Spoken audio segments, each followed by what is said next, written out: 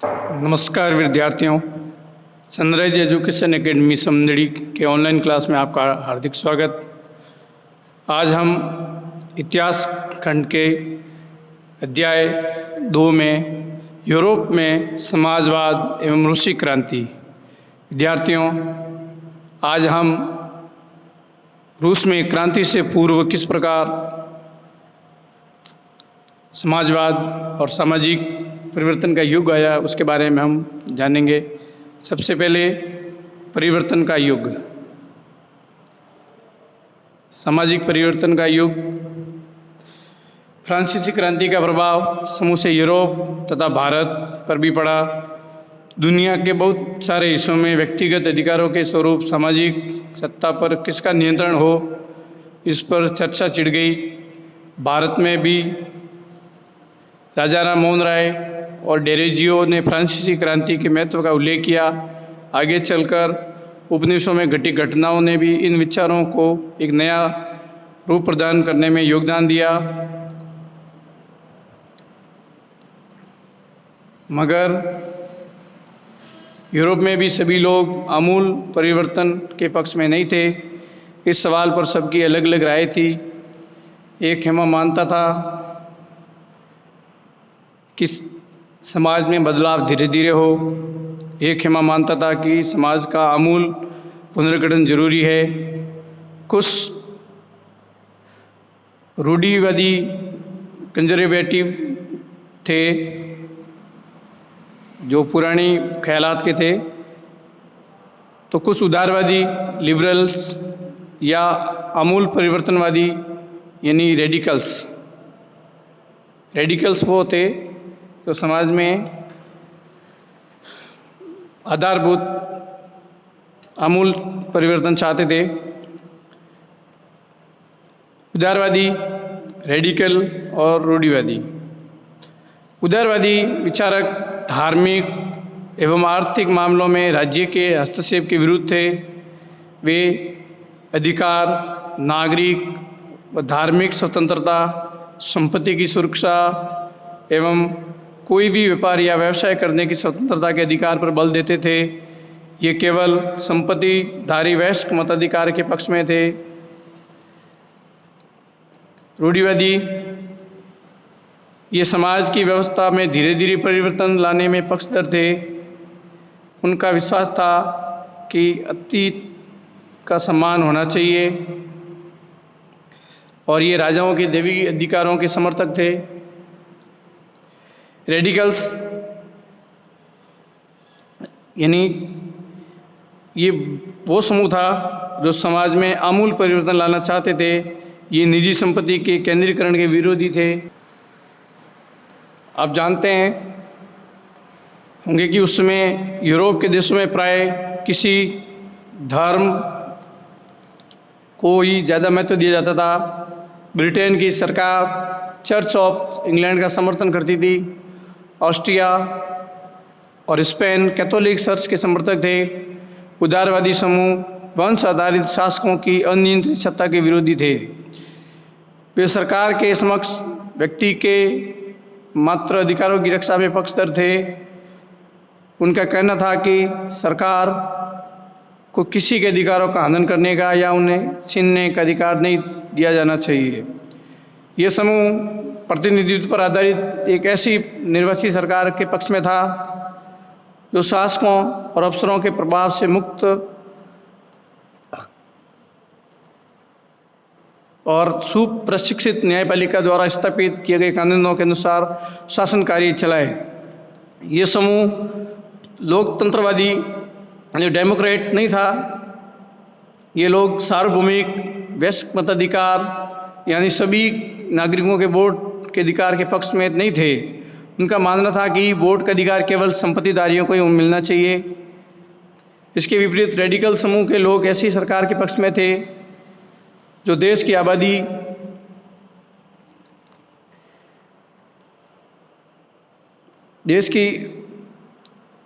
आबादी के बहुमत के समर्थन पर आधारित हो। उनमें से बहुत सारे लोग महिला अधिकार आंदोलन के भी समर्थक थे। उदारवादियों के विपरीत ये लोग बड़े जमींदारों और संपन्न उद्योगपतियों को प्राप्त किसी भी तरह के विशेष अधिकारों के खिलाफ थे।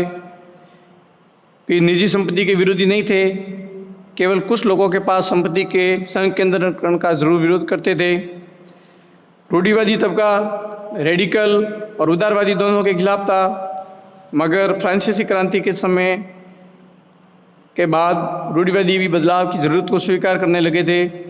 पुराने समय में यानी 18वीं शताब्दी में रूढ़िवादी आमतौर पर परिवर्तन के विचारों का विरोध करते थे, लेकिन 19वीं सदी तक आते आते वे भी मानने लगे कि कुछ परिवर्तन आवश्यक हो गया है, परंतु वह चाहते थे कि अतीत का समान भी होना चाहिए, अर्थात अतीत को भी पूरी तरह ठुकराया न जाए और बदलाव की प्रक्रिया धीमी हो।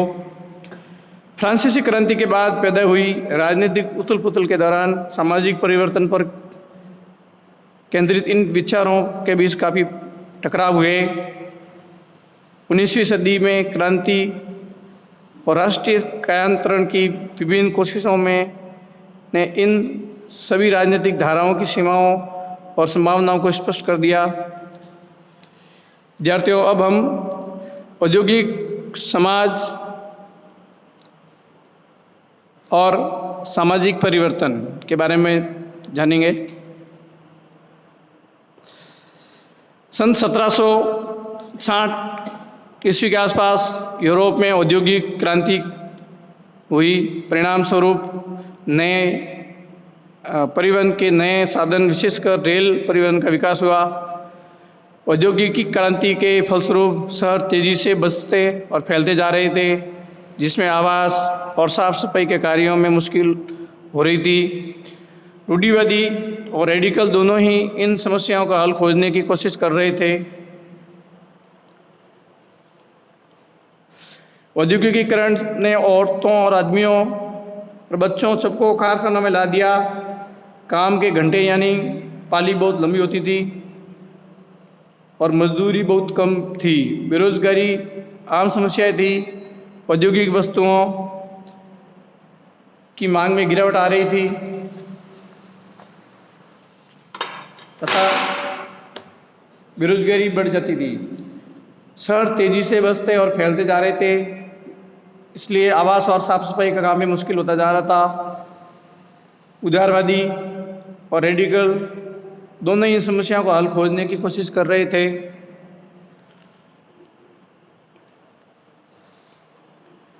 लगभग सभी उद्योग व्यक्तिगत स्वामित्व में थे। बहुत सारे रेडिकल और उदारवादियों के पास भी काफ़ी संपत्ति थी। उनके यहाँ बहुत लोग नौकरी करते थे। उन्हें व्यापार या औद्योगिक व्यवसायों के जरिए धन दौलत इकट्ठा की थी, इसलिए वह चाहते थे कि इस तरह के प्रयासों को ज़्यादा से ज़्यादा बढ़ावा दिया जाए। उन्हें लगता था कि अगर मजदूर स्वस्थ हो, नागरिक पढ़े लिखे हो, तो इस समस्या का भरपूर लाभ लिया जा सकता है। ये लोग जन्मजात मिलने वाले अधिकारों के विरुद्ध थे। व्यक्तिगत प्रयास, श्रम और उद्यमशीलता में उनका गहरा विश्वास था। उनकी मान्यता थी कि हर एक व्यक्ति को स्वतंत्रता दी जाए, गरीबों को रोजगार मिले और जिनके पास पूंजी है उन्हें बिना रोक टोक काम करने का मौका दिया जाए, तो समाज तरक्की कर सकता है। इसी कारण 19वीं सदी के शुरुआती दशकों में समाज परिवर्तन के उत्सुक बहुत सारे कामकाजी स्त्री पुरुष उदारवादी और रेडिकल समूहों और पार्टियों के इर्द गिर्द गोलबंद हो गए थे। विद्यार्थियों, यूरोप में 1815 में जिस तरह की सरकारें बनी, उनसे छुटकारा पाने के लिए कुछ राष्ट्रवादी, उदारवादी और रेडिकल आंदोलनकारी क्रांति के पक्ष में थे। फ्रांस, इटली, जर्मनी और रूस में ऐसे लोग क्रांतिकारी हो गए थे और राजाओं के तख्ता पलट का प्रयास करने लगे थे। राष्ट्रवादी क्रांतिकर्ता क्रांति के जरिए ऐसे राष्ट्रों की स्थापना करना चाहते थे जिसमें सभी नागरिकों को समान अधिकार प्राप्त हो। 1815 के बाद इटली के राष्ट्रवादी गिप्सेप्पे मेजिनी ने यही लक्ष्य प्राप्त करने के लिए अपने समर्थकों के साथ मिलकर राजा के खिलाफ साजिश रची थी। हमने पढ़ा इसमें कि मताधिकार आंदोलन क्या था। वोट डालने के लिए उनके हक दिलाने के लिए जो चलाया गया आंदोलन था, जिसे मताधिकार आंदोलन कहा जाता है। यूरोप में समाजवाद का आना, किस प्रकार यूरोप में समाजवाद का प्रवेश हुआ।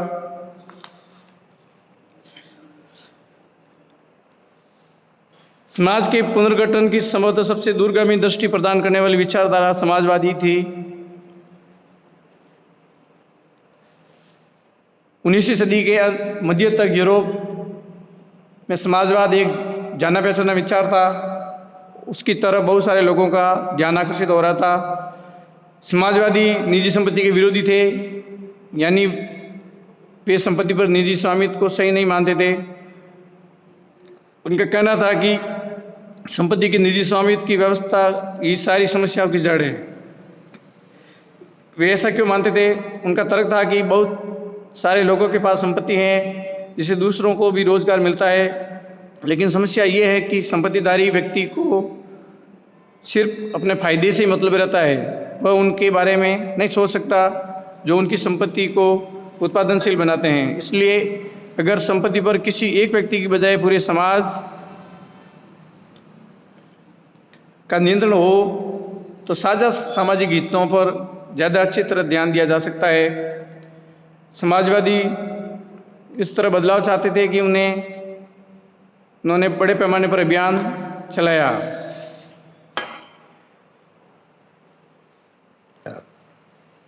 कोई समाज संपत्ति के बिना कैसे चल सकता है? समाजवादी समाज का आधार क्या होगा? समाजवादियों के पास भविष्य की एक बिल्कुल भिन्न दृष्टि थी। कुछ समाजवादियों को कोऑपरेटिव यानी सामूहिक उद्यम के विचार में दिलचस्पी थी। इंग्लैंड के जाने माने उद्योगपति रॉबर्ट ओवेन ने इंडियाना अमेरिका में एक नया समन्वय नियो हार्मोनी के नाम से एक नए तरह के समुदाय की रचना का प्रयास किया। कुछ समाजवादी मानते थे कि केवल व्यक्तिगत चहलकदमी से बहुत बड़े खेत, सामूहिक खेत नहीं बनाए जा सकते। वह चाहते थे कि सरकार की तरफ से सामूहिक खेती को बढ़ावा दे। उदाहरण के लिए फ्रांस में लुई ब्लॉक 1813-1832 में चाहते थे कि सरकार पूंजीवादी उद्यमों की जगह सामूहिक उद्योगों को बढ़ावा दे। कोऑपरेटिव ऐसे लोगों के समूह थे जो मिलकर चीज़ें बनाते थे और मुनाफे के प्रत्येक सदस्य में काम के हिसाब से बांटते थे। समाजवादी निजी संपत्ति के विरोधी थे। तत्कालीन विचारक कार्ल मार्क्स का मानना था कि कार्ल मार्क्स एक साम्यवादी नेता थे कि पूंजीपतियों का मुनाफा मजदूरों की मेहनत से पैदा होता है। अतः जब तक संपत्तियों पर सामाजिक नियंत्रण व स्वामित्व नहीं होगा तब तक मजदूरों की स्थिति में सुधार नहीं हो सकता।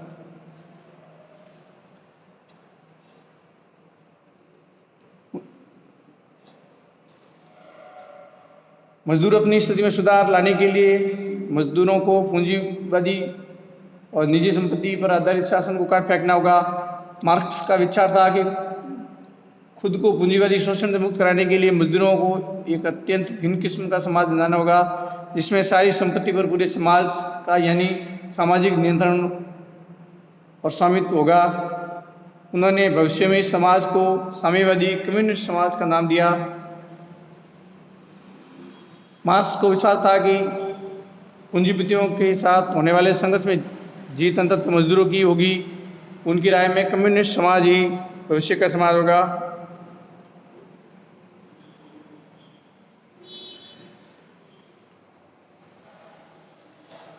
पूंजीवादी और समाजवादी विचारधारा के बीच अंतर। पूंजीवादी निजी संपत्ति के हक में थे, समाजवादी निजी संपत्ति के विरोधी थे। पूंजीवादी मानते थे कि बिना निजी संपत्ति के कोई समाज नहीं चल सकता। समाजवादी निजी संपत्ति की जगह सामूहिक संपत्ति के पक्षधर थे। पूंजीवादी मजदूरों के अधिकारों के खिलाफ थे, समाजवादी मजदूरों के अधिकारों के पक्ष में थे।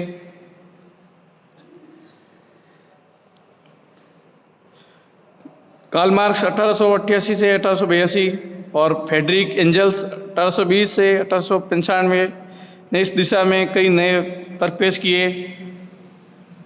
मार्क्स का विचार था कि औद्योगिक समाज में पूंजीवादी समाज है। मजदूरों के अधिकारों तथा उनके सामाजिक सुधारों के पक्षधर थे। राष्ट्र के सभी संसाधनों पर समाज के सामूहिक हक की बात करते थे, यानी सामाजिक नियंत्रण और स्वामित्व रहेगा। उन्होंने भविष्य में इस समाज को साम्यवादी कम्युनिस्ट का समाज का नाम दिया। समाजवाद के लिए समर्थन। किस प्रकार यूरोप में समाजवाद का समर्थन हुआ? 1870 का दशक आते आते समाजवादी विचार पूरे यूरोप में फैल चुके थे। अपने विचारों में समन्वय बनाने के लिए समाजवादियों ने द्वितीय इंटरनेशनल के नाम से एक अंतर्राष्ट्रीय संस्था भी बना ली थी। इंग्लैंड और जर्मनी के मजदूरों ने अपनी जीवन और कार्य परिस्थितियों में सुधार लाने के लिए संगठन बनाना शुरू कर दिया था। संकट के समय अपने सदस्यों को मदद पहुंचाने के लिए इन संगठनों ने कोष स्थापित किए और काम के घंटों में कमी तथा मताधिकार के लिए आवाज उठाना शुरू कर दिया था। जर्मनी में सोशल डेमोक्रेटिक पार्टी SPD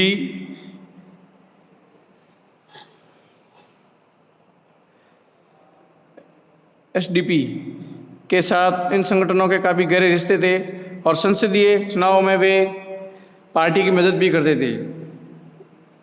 1905 तक ब्रिटेन के समाजवादियों और ट्रेड यूनियनों ने लेबर पार्टी के नाम से अपनी एक अलग पार्टी बना ली थी। फ्रांस में भी सोशलिस्ट पार्टी के नाम से एक ऐसी पार्टी का गठन किया गया, लेकिन 1914 तक यूरोप तक में समाजवादी सरकार बनाने में कहीं भी सफल नहीं हो पाई। संसदीय राजनीति में उनके प्रतिनिधि बड़ी संख्या में जीतते रहे। उन्होंने कानून बनवाने में बड़ी भूमिका निभाई, मगर सरकारों के रूढ़िवादियों, उदारवादियों और रेडिकलों का ही दबदबा रहा। विद्यार्थियों, चित्र 2 में देख सकते हैं किस प्रकार ये पेरिस कम्यून 1871 का एक चित्र है। इस चित्र में मार्च और मई 1871 के बीच जन विद्रोह को दर्शाया गया है। ये ऐसा दौर था जब पेरिस की नगर परिषद कम्यून और मजदूरों, आम लोगों, पेशेवरों, राजनीतिक कार्यकर्ताओं को लेकर बनाई गई जन सरकार ने कब्जा कर लिया था। ये उथल पुथल फ्रांसीसी सरकार की नीतियों के प्रति बढ़ते असंतोष के कारण पैदा हुई थी। यद्यपि पेरिस कम्यून को अंततः सरकारी टुकड़ियों ने कुचल डाला, लेकिन दुनिया भर के समाजवादियों ने समाजवाद की पूर्व पीठिका के रूप में इसका जमकर जश्न मनाया। पेरिस कम्यून को 2 और चीज़ों की वजह से भी याद रखा जाता है। एक, मजदूरों के लाल झंडे का उदय इसी घटना के हुआ था, जो आज भी दुनिया भर के कम्युनिस्टों का झंडा है। तमिलनाडु और इन क्रांतिकारियों ने अपने लिए यही झंडा चुना था। दूसरा, मॉरिशस के लिए, जो इस घटना के बाद पेरिस कम्यून और मुक्ति संघर्षण का प्रतीक बन गया। उल्लेखनीय है कि इस गीत को मूलतः 1892 में युद्ध गीत के रूप में लिखा गया था। सौजन्य से लंदन न्यूज़ 1871। नया शब्द है इसमें एक घुमंतु। ऐसे लोग जो अपनी आजीविका के लिए एक स्थान से दूसरे स्थान पर घूमते रहते हैं, उन्हें खानाबदोश भी कहा जाता है।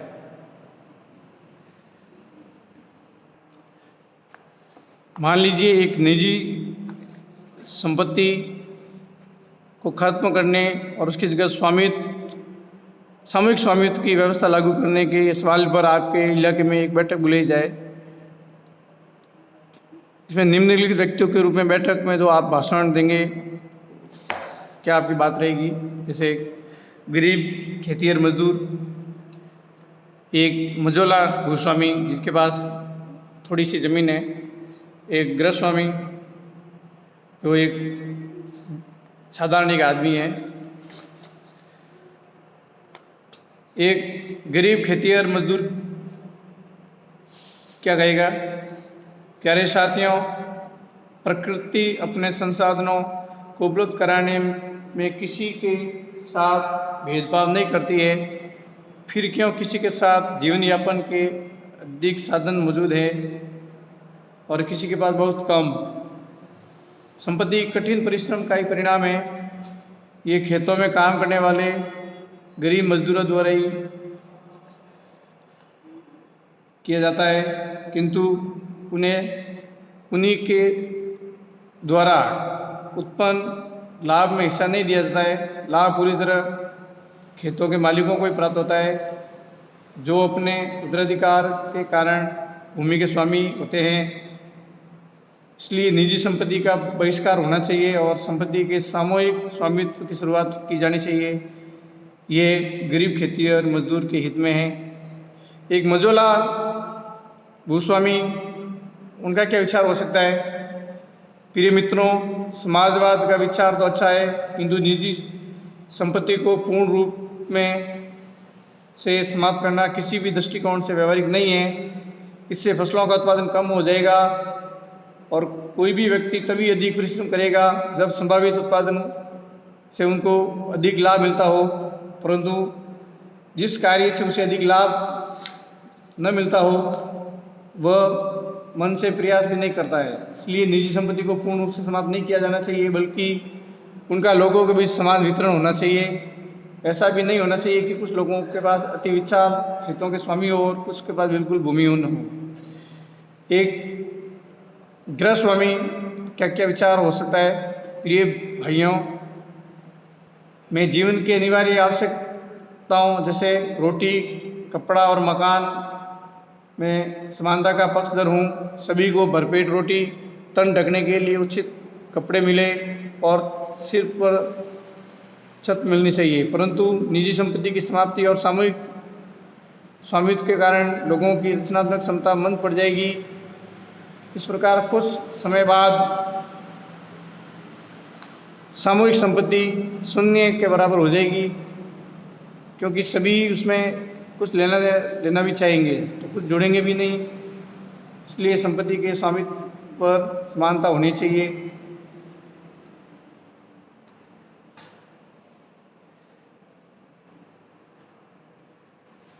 रूसी क्रांति से पहले राजनीतिक हालात।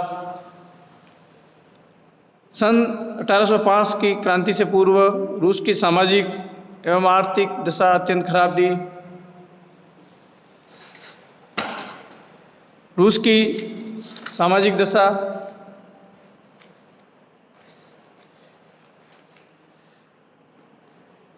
यूरोप में सबसे पिछड़े औद्योगिक देशों में से एक रूस में ये समीकरण उलट गया। 1817 की क्रांति के जरिए रूस की सत्ता पर समाजवादियों ने कब्जा कर लिया।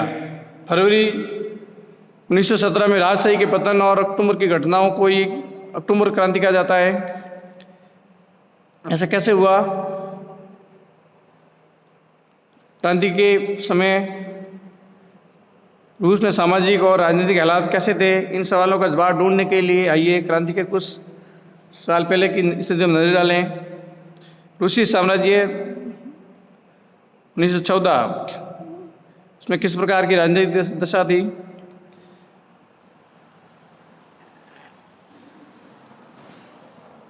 उन्नीस सौ 14 में रूस और पूरे साम्राज्य पर जार निकोलस द्वितीय का शासन था।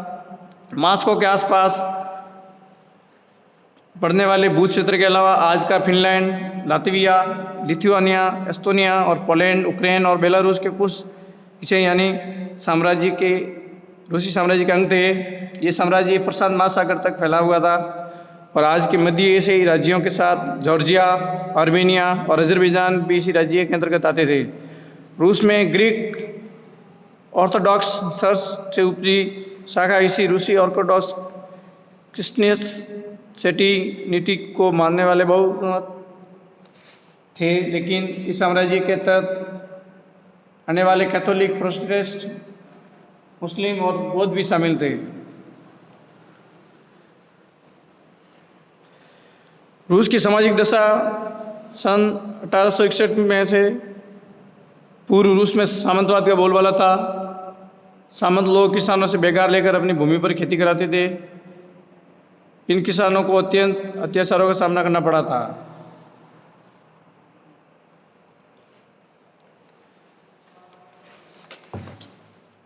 20वीं सदी की शुरुआत में रूस की आबादी का बहुत बड़ा हिस्सा खेतीबाड़ी से जुड़ा हुआ था।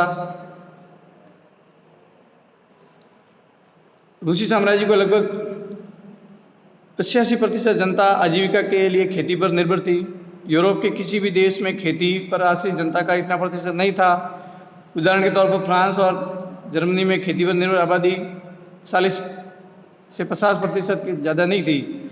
रूसी साम्राज्य के किसान अपनी ज़रूरतों के साथ बाजार के लिए भी पैदावार करते थे। रूस अनाज का एक बड़ा निर्यातक था। लोग बहुत कम थे, उद्योग बहुत कम थे। सेंट पीटर्सबर्ग और मॉस्को प्रमुख औद्योगिक इलाके थे। हालांकि ज़्यादातर कारीगरी करते थे, लेकिन कारीगरों की वर्कशॉप के साथ कल कारखानों में भी बड़े बड़े मौजूद थे। बहुत सारे कारखाने 1890 के दशक में लागू किए गए थे। जब रूस के रेल नेटवर्क को फैलाया जा रहा था, उस समय रूसी लोगों में विदेशी निवेश भी तेजी से बढ़ा था। इन कारकों के चलते कुछ ही सालों में रूस के कोयला उत्पादन में दुगुना और स्टील उत्पादन में 4 गुना वृद्धि हुई थी। सन 1900 तक कुछ इलाकों में कारीगरों और मजदूरों की संख्या बराबर थी। ज़्यादातर कारखाने उद्योगपतियों की निजी संपत्ति थे। मजदूरों को न्यूनतम वेतन मिलता रहे और काम की पाली के घंटे निश्चित हो, इस बात को ध्यान करने के लिए सरकारी विभाग बड़ी फैक्ट्रियों पर नजर रखते थे, लेकिन फैक्ट्री इंस्पेक्टर भी नियमों के उल्लंघन को रोक पाने में नाकामयाब थे। कारीगरों की इकाइयां और वर्कशॉपों में काम की पाली प्राय 15 घंटे तक खिंच जाती थी, जबकि कारखानों में मजदूर आमतौर पर 10 से 12 घंटे की पालियों में काम करते थे। मजदूरों के रहने के लिए कमरों से लेकर डॉर्मेटरी तक पूरी तरह व्यवस्था मौजूद थी। सामाजिक स्तर पर मजदूर बटे हुए थे। कुछ मजदूर अपने मूल गांवों के साथ भी गहरे संबंध बनाए हुए थे। बहुत सारे मजदूर स्थायी रूप से शहरों में बस चुके थे। उनके बीच योग्यता और दक्षता के स्तर पर भी काफ़ी फर्क था। सेंट पीटर्सबर्ग के धातु मजदूर ने कहा था कि धातुकर्मी मजदूरों में खुद को साफ मानते थे। उनके काम में ज़्यादा प्रशिक्षण और निपुणता की जरूरत थी। जो 1914 में फैक्ट्री मजदूरों में औरतों की संख्या 31% थी, लेकिन उन्हें पुरुषों के मुकाबले कम वेतन मिलता था। मर्दों की तनख्वाह भी पुरुषों के मुकाबले आधे से 3/4 तक थी। मजदूरों के बीच मौजूदा फासला उनके पहनावे और व्यवहार में भी साफ दिखाई देता था। यदि भी कुछ मजदूरों ने बेरोजगारी या आर्थिक संकट के समय एक दूसरे की मदद के लिए संगठन बना लिए थे, लेकिन ऐसे संगठन बहुत कम थे। मजदूरों के हालात बहुत खराब थे।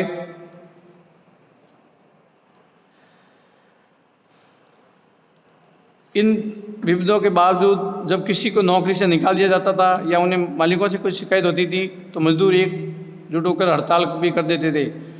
1896 और 1897 के बीच कपड़ा उद्योग में और 1902 में धातु उद्योग में ऐसी हड़तालें काफ़ी बड़ी संख्या में आयोजित की गई।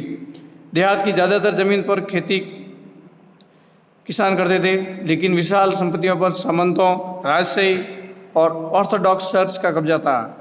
मजदूरों की तरह किसान भी बटे हुए थे। किसान बहुत धार्मिक स्वभाव के थे। इक्का दुक्का अपवादों को छोड़ दिया जाए तो सामंतों और नवाबों का बिल्कुल सम्मान नहीं करते थे। नवाबों और सामंतों को जो सत्ता और हैसियत मिली हुई थी, वह लोकप्रियता की वजह से नहीं, बल्कि जार के प्रति उनकी निष्ठा और सेवाओं के बदले मिली थी।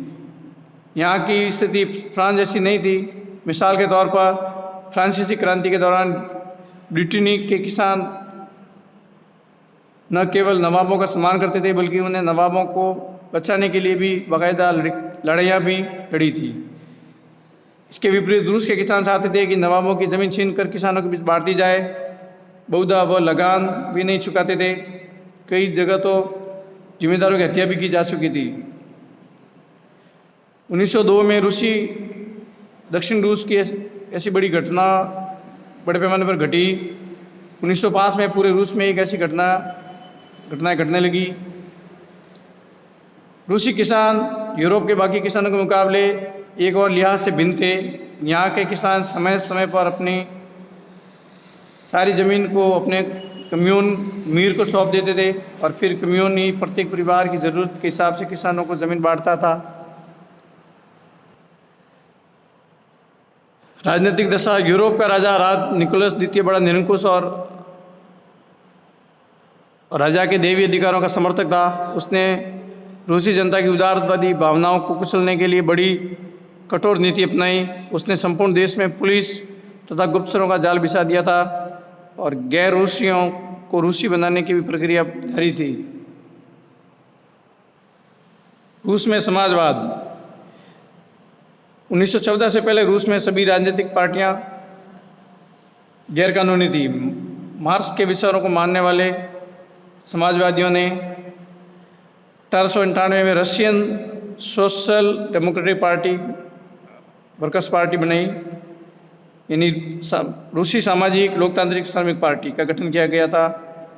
सरकारी आतंक के कारण इस पार्टी को गैर कानूनी संगठन के रूप में काम करना पड़ा था। इस पार्टी का एक अखबार निकलता था जो उसने मजदूरों को संगठन किया और हड़ताल आदि कार्यक्रम आयोजित किए थे। कुछ रूसी समाजवादियों को लगता था कि रूसी किसान जिस तरह समय समय पर ज़मीन बांटते थे, उन्हें पता चलता था कि वह स्वाभाविक तौर पे समाजवादी भावना वाले लोग थे। इसी आधार पर उनका मानना था कि रूस में मजदूर नहीं बल्कि किसान ही क्रांति की मुख्य शक्ति बनेंगे। वे क्रांति का नेतृत्व करेंगे और रूस बाकी देशों के मुकाबले ज़्यादा जल्दी समाजवादी देश बन जाएगा। 19वीं सदी के आखिर में रूस के ग्रामीण इलाकों में समाजवादी काफ़ी सक्रिय थे। सन 1900 में उन्होंने सोशल रिवोल्यूशनरी पार्टी यानी समाजवादी क्रांतिकारी पार्टी का गठन कर लिया था। इस पार्टी ने किसानों के अधिकारों के लिए संघर्ष किया और मांग की कि किसानों के कब्जे वाली ज़मीन फौरन किसानों को सौंप दी जाए। किसानों के सवाल पर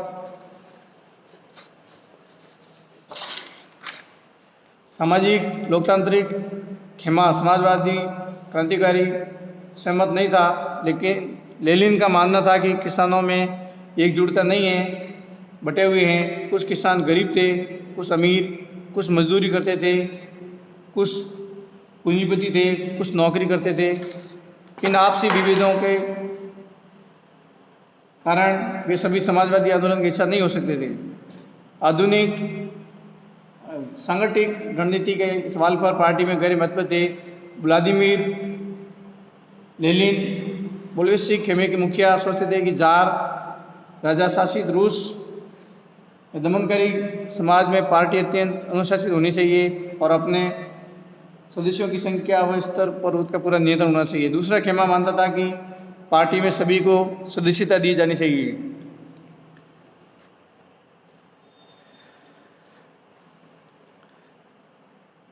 इस अध्याय में हमने रूस की क्रांति से पूर्व की घटनाओं, सामाजिक व्यवस्था, आर्थिक व्यवस्था, राजनीतिक व्यवस्था के बारे में पढ़ा। रूस में और यूरोप में किस प्रकार समाजवाद का उदय हुआ, इसके बारे में हमने पढ़ा। कुछ अभ्यास प्रश्न दिए गए आपके लिए। कार्ल मार्क्स कौन था, उनका परिचय देना है। उदारवादी अतिवादी विचारधाराओं में अंतर बताना है। रूसी क्रांति के रूस का राजा कौन था, रूसी क्रांति के समय रूस का राजा कौन था, पूंजीवादी तथा समाजवादी विचारधारा के बीच अंतर बताना है। 19वीं शताब्दी में यूरोप में सामाजिक, आर्थिक और परिवर्तनों के प्रति अतिवादियों का क्या दृष्टिकोण था। आगे हम अध्याय में हम रूस की क्रांति के बारे में विस्तृत अध्ययन करेंगे। कुछ शंका, डाउट हो तो डाउट क्लास में अवश्य आए और होमवर्क अवश्य करें। धन्यवाद।